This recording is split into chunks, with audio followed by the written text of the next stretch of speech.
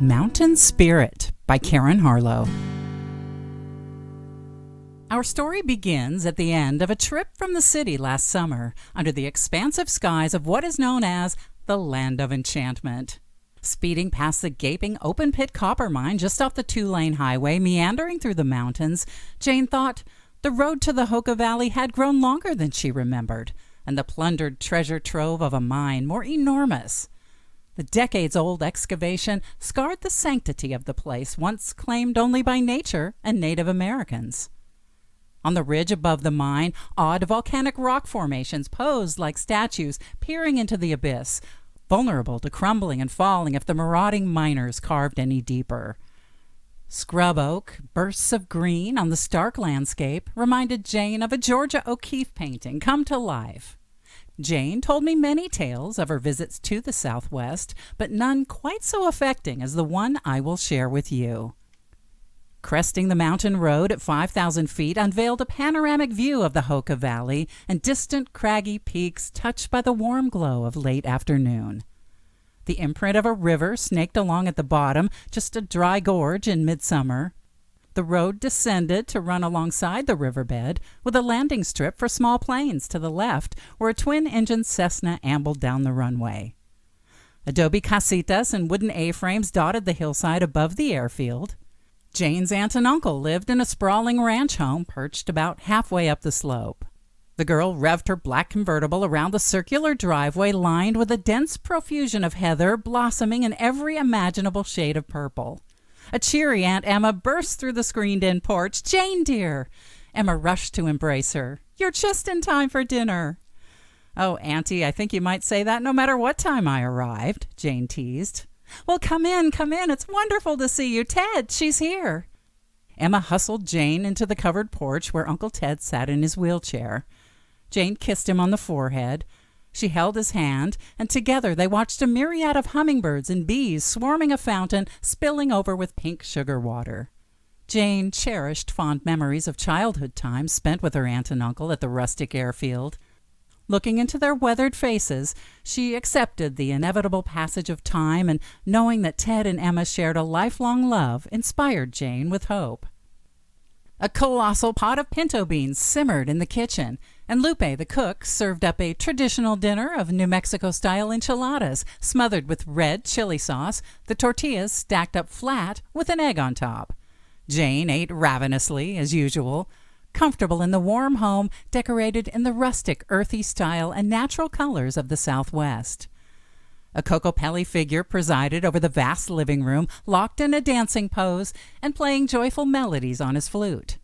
They talked about old times and caught up on family gossip as the sun languidly descended and the night turned blacker than black.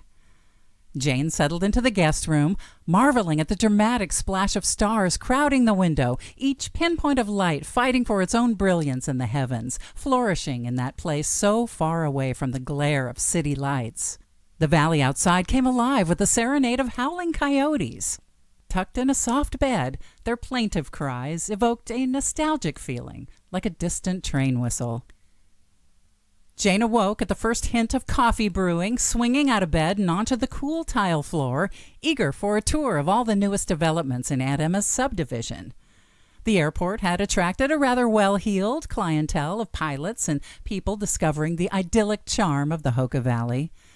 Aunt Emma inherited the property, passed down from her family that settled there in the days of the Old West.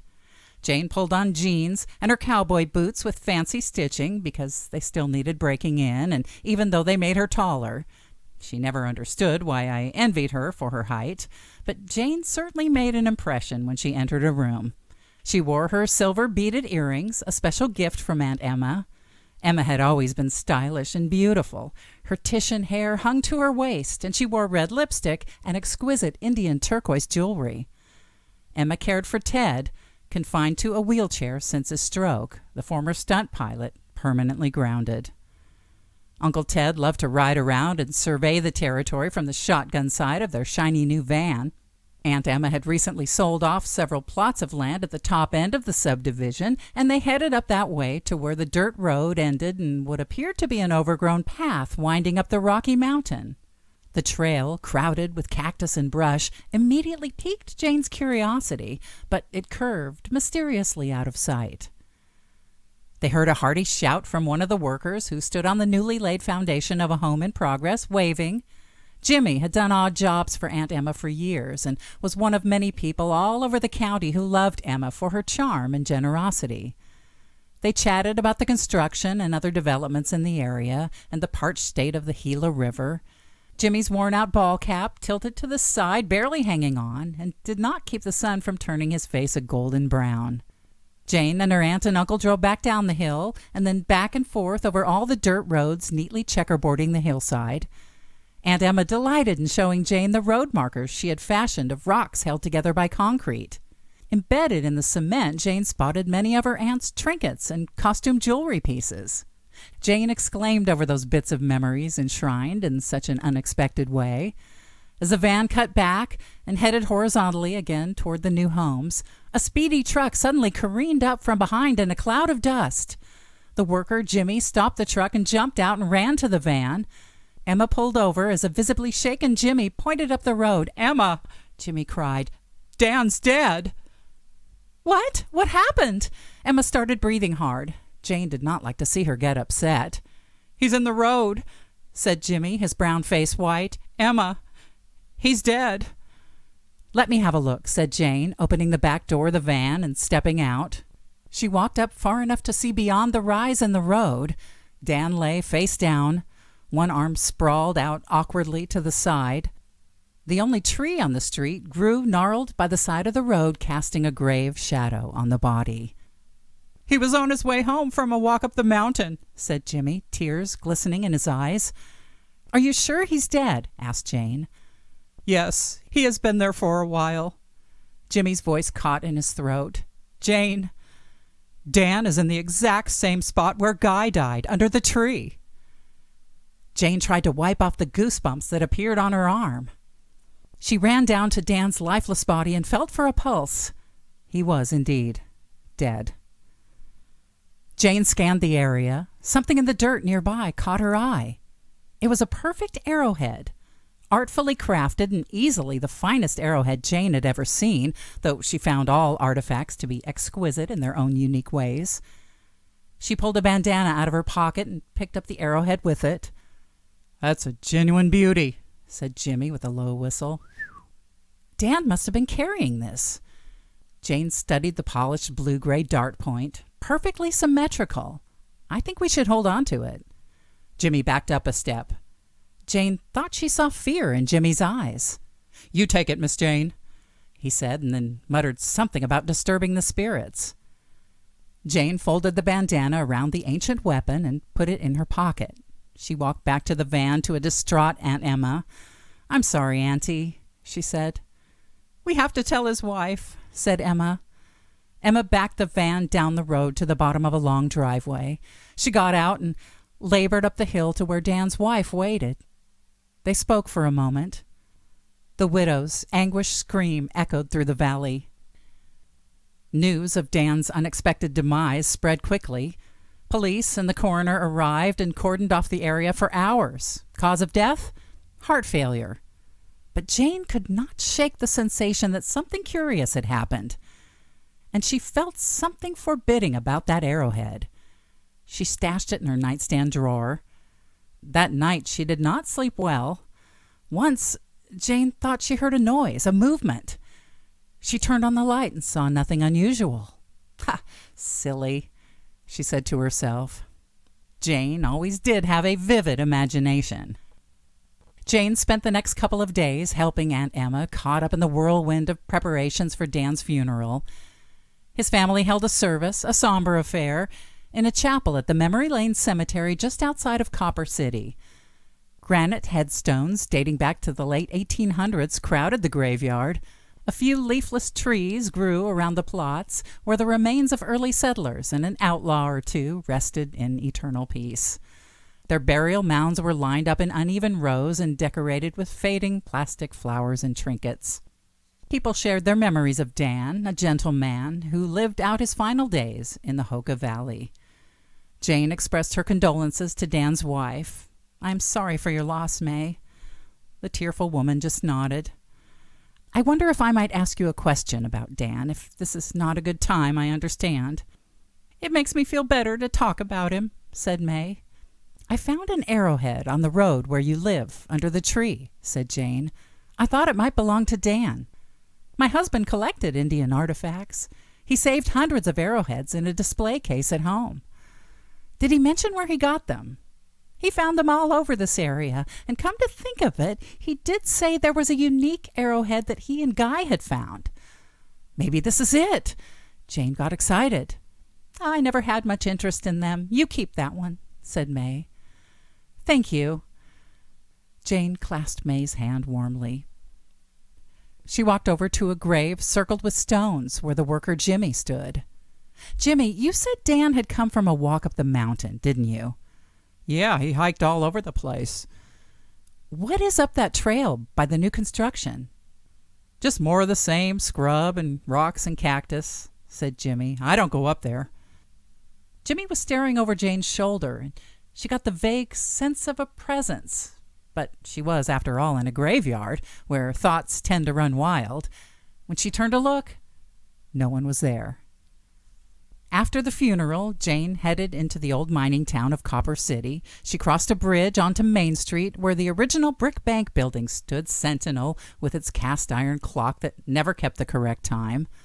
Victorian storefronts lined the mostly deserted avenue. Jane cut through town and headed up to the university on the hill, turning in at the sign announcing the Copper City History Museum. Jane found an exceptionally handsome green-eyed young man at the front desk. She asked him about the collection. Mostly Indian relics. Visitors come to see the prehistoric pottery, and welcome, my name is Ashton. I study archaeology at the university and curate this exhibit. I'm Jane Morgan. Nice to meet you. What is your interest here, Jane Morgan? Arrowheads. Ah, they date back to the Stone Age and were used to kill, said Ashton in a purposely ominous voice. Tell me about the natives in the Hoka Valley. They were the most ancient of tribes that settled in the high desert areas of New Mexico and quite artistic. Take a look at their distinctive forms and styles. Ashton pointed out a black-on-white painted bowl with a hole punched in the center. These have been found covering the faces of interred people. So finely painted, said Jane, admiring the ceramics decorated with geometric designs depicting nature and life forms, most of them just fragments of age-old pottery. She studied the arrowhead collection, but saw nothing like the blue-gray arrowhead she had found by Dan's body. She was quite intrigued by an ancient pit house dating back to 100 to 400 A.D. Dugout dwellings like these formed the basic domestic architecture in the area for more than 1,000 years, Ashton told her. The short, wide entrance to the pit house opened into a fortified room with the floor below ground level. Not exactly the high-rise life I'm used to, laughed Jane. Tribes usually built these homes in defensive positions on high mesas, so they had a lookout. What happened to the Hoka Indians? They left the valley suddenly and mysteriously in the year 1300. Strange. Jane dropped a donation into a box on her way out. Ashton flashed her a dazzling smile. On her drive back to the Hoka Valley, Jane mulled over the possibility of some sort of connection between the arrowhead and the superstition she felt in the valley. She returned to the house for supper with Aunt Emma and Uncle Ted. "Tomorrow I will climb the mountain," she told them. "There's a storm brewing," said Emma. "I can feel it," said Jane. "We sure could use the rain," Emma sighed. That night, alone in the guest room, Jane watched clouds gathering to block out the stars in the patch of sky outside. She cracked the window open and breathed in the mountain air, fresh with the smell of nature. She welcomed the whisper of the wind picking up. Midnight came and went as she lay awake. Jane imagined that the valley felt much the same as it had hundreds of years ago, with so much of it still unravaged by time and civilization, and perhaps even more peaceful long after the days of Indian raids and battles for the territory. The nightstand by Jane's bed concealed the mystical arrowhead, and it kept grabbing her attention. She opened the drawer, picked up the handkerchief, and unwrapped the burnished artifact, being careful not to touch it. I thought this to be a wise move when she told me about the precaution and about how she was not sure she liked the arrowhead much, perfect though it was.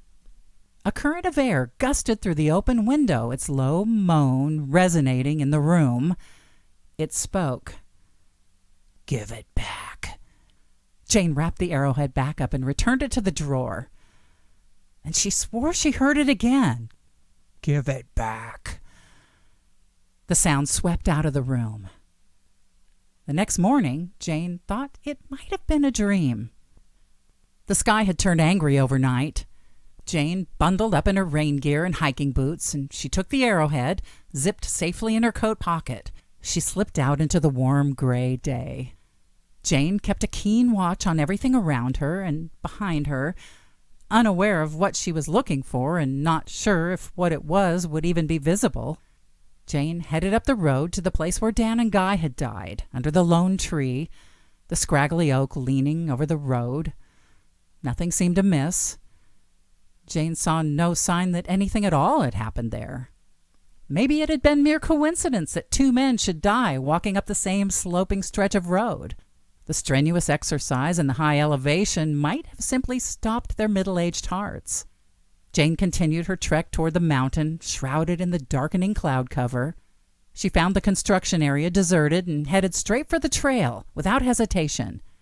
She could not deny that something vaguely menacing and powerful was leading her in that direction. At this point, I should ask you to stop and admire the bravery of that intrepid young girl.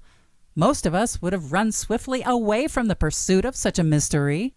But somewhere inside of her, Jane knew that it was something she had to do.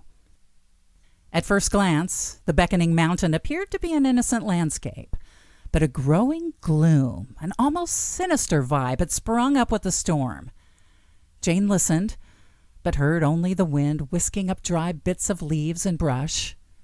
The only obvious threat was the pulsating sky that lit the tips of tree branches in an almost fluorescent purple-blue, an eerie effect. Jane was alone there, except for the occasional bird circling above or jackrabbit sprinting to its hole. But she called out, "Hello!" No answer. She wondered if she had somehow conjured up the foreboding that possessed her. Jane hiked up the rugged trail that curved, tauntingly, just enough so she could not know what lay ahead. She kept feeling like she should reach a point where she could see the valley below, but the path took her back and wound around and went on, and got steeper and uncomfortably narrow. Choyas bloomed with yellow buds, and yucca shot up along the solitary trail in a futile attempt to bring some cheer to the bleak atmosphere. The air hung thick with the threat of rain. The trail began to test Jane's stamina, and she wondered if the relentless path went anywhere at all. But at last she came to a clearing and a welcome vista of the Hoka Valley. She took in the scene of dramatic clouds moving in a stubborn march across the sky, casting shadows on the hilly land. The towering thunderheads were puffy white on top and dark on the bottom, swollen to the verge of bursting open. The sun still managed to peek through randomly, and scattered rays of light beamed down on the jagged rock formations circling the valley. Jane heard a movement behind her, and her heart skipped a beat. Her mind was turning every sound into something terrible. A mule deer darted under a high knoll at the top of the mountain, only about 100 yards away. The innocent deer was more afraid than she was. Jane focused in on that red, rocky place, and she headed that way without hesitation, sensing something humorless, in an irrepressible mood. As Jane got closer, she discovered a hint of an opening tucked below the knoll, partially covered with branches, but yes, definitely a doorway to a man-made excavation like the one she had seen at the museum. "A pit house!" she cried aloud. A stillness. A dry, sonorous voice, a voice she recognized. "Give it back." Jane was suddenly, inexplicably aware of the arrowhead in her pocket.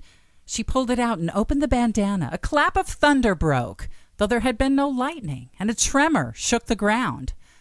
Jane summoned her courage and let out the breath she realized she'd been holding. She went right up to the narrow entrance of the pit house, its masonry crumbled, its floor hidden below, and peered inside. At first it was dark, but as her eyes adjusted, she glimpsed a shadowy figure in no discernible shape, barely visible, floating low in the shadows of the pit. And then, a most unwelcome sight, Jane beheld a pair of gleaming eyes. Another roar of thunder, a whirl of cold air blew her hair back. She fought the urge to flee, her will and her need to quell the spirit, or whatever it was, winning out. Even though it had begun to pull her in forcefully, it took all of Jane's strength and determination to hold her ground. She stared down the appalling specter as it emitted a gravelly growl that grew bigger and needier and shot a shiver down her spine. Jane wrapped the arrowhead back up and, holding steady, she carefully dropped it into the pit house. "I give it back!" she shouted. "Now find some peace!"